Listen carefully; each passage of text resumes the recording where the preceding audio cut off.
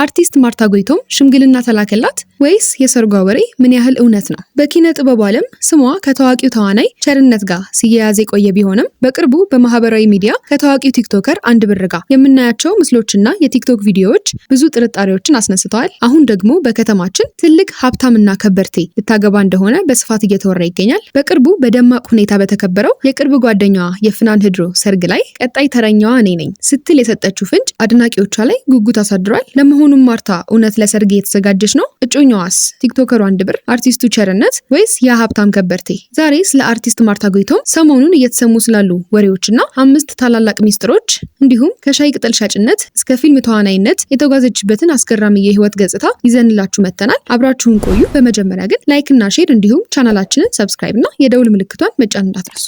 ዛሬ በስክሪን ላይ የምናያት በሚያምር ፈገግታዋና በድንቅ የትወና ብቃቷ ብዙዎችን የምታስደምመው ማርታ ጎይቶም ዛሬ ላይ ያላት ስኬት በቀላሉ የተገኘ ሳይሆን በብዙ ልፋት የመጣ ነው። ገና በልጅነቷ ሱፐርማርኬት በር ላይ ቆማ በብርድና በፀሐይ ሻይ ቅጠል ትሸጥ እንደነበር ተናግራለች። ታዲያ ያ ልፋት ለዛሬው ጠንካራ ስብዕናዋ መሰረት ሆነላት። ብዙዎች ወደ ዝና ለመውጣት አቋራጭ መንገድ ሲፈልጉ፣ ማርታ ግን በራሷ ጥረትና ላብ ነው እዚህ የደረሰችው። የተወለደችውና ያደገችው እዚሁ አዲስ አበባ በተለይም 4 ኪሎ አካባቢ ሲሆን ገና በልጅነቷ በትምህርት ቤት ሚኒ ሚዲያ ላይ በመሳተፍ ለወደፊት ስራዋ መሰረት ጥላለች። ማርታ የጥበብ ጉዞዋን በይፋ የጀመረችው በአብነት አጎናፍር አስታራቂ በተሰኘው የሙዚቃ ቪዲዮ 300 ብር ብቻ ተከፍሏት በሞዴልነት በመሳተፍ ነበር። ከዚህ በተጨማሪም በማስታወቂያ ስራዎች ንቁ ተሳትፎ በማድረግ እድገቷን አፋጥና ወደ ፊልምና ቴሌቪዥን ድራማዎች ተሸጋገረች። በተለይም ሁላችንም በምንወደው ኪያ በተሰኘው ፊልሟ በብዙዎች ልብ ውስጥ እስከዛሬ ቀርታለች። በፊልሙ ላይ የነበራት የትወና ብቃትና ችሎታ በጣም የሚያስደንቅና ብዙ አዋርዶችን የሚያስገኝላት ነበር። ታዲያ ከኪያ በተጨማሪ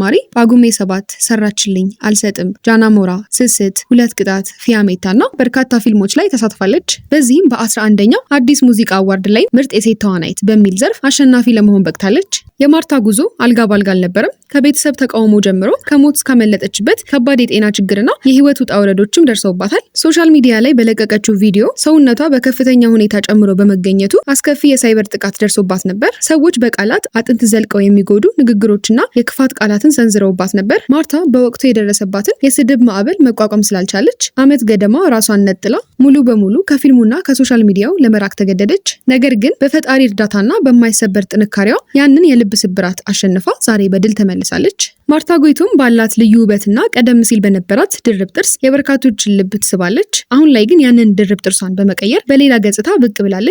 የፍቅር ህይወታቸውን ወደ ሚዲያ ከማያወጡ ጥቂት አርቲስቶች መካከል አንዷ ብትሆንም ቀደም ሲል ስሟ ከተዋናይ ቸርነት ጋር ይያያዝ ነበር። በቅርቡ ደግሞ ከቲክቶከሩ አንድ ብር ጋር በራሳቸው ገጽ የሚያወጧቸው ቪዲዮዎችና ምስሎች በፍቅር ውስጥ ይገኛሉ አስብሏቸዋል። በሌላ በኩል ደግሞ አንድ የከተማችን ትልቅ ሀብታምና ከበርቴ ሊያገባት እንደሆነና ሽምግልናው አልፎ ወደ ሰርግ ምዕራፍ እየተንደረደሩ እንደሆነ ይነገራል። በቅርብ ጓደኛዋ ፍናን ህድሩ ሰርግ ላይ በቀጣይ ተረኛዋ እሷ እንደሆነች ፍንጭ በመስጠቷ ይህንን ወሬ የበለጠ አጠናክሮታል። ምንም እንኳን ከቲክቶከርም ሆነ ከሀብታሙ ከበርቴ ጋር ፍቅር ስለመጀመሯ ወይም ስለ ትዳር ዝግጅቱ ከእሷ አንደበት የተሰጠ ማረጋገጫ ባይኖርም አድናቂዎቿ ግን ለትዳርና ለአዲሱ ህይወቷ መልካሙን ሁሉ እየተመኙላት ይገኛሉ። በራሷ ትግል ከዝቅተኛ ቦታና ከምንም ነገር ተነስታ በርካታ ፈተናዎችና የሳይበር ጥቃቶችን በጽናት አሸንፋ ዛሬ ላይ የፊልም ንግስት ለመሆን የበቃችው የማርታ ጎይቶም ታሪክ ለብዙዎቻችን ትልቅ ትምህርት ነው። እናንተስ ከአርቲስት ማርታ ጎይቶም የህይወት ታሪክ ይበልጥ ያስገረማችሁና ያስተማራችሁ የትኛው ክፍል ነው? ተመልካቾቻችን ሀሳብ አስተያየቶቻችሁን በሙሉ በኮመንት ማጋራት እንዳትረሱ። እንዲሁም ቪዲዮ ከተመቻችሁ ላይክ እና ሼር፣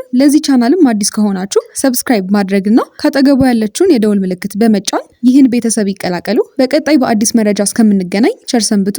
ይህ ልዩ መረጃ ነው።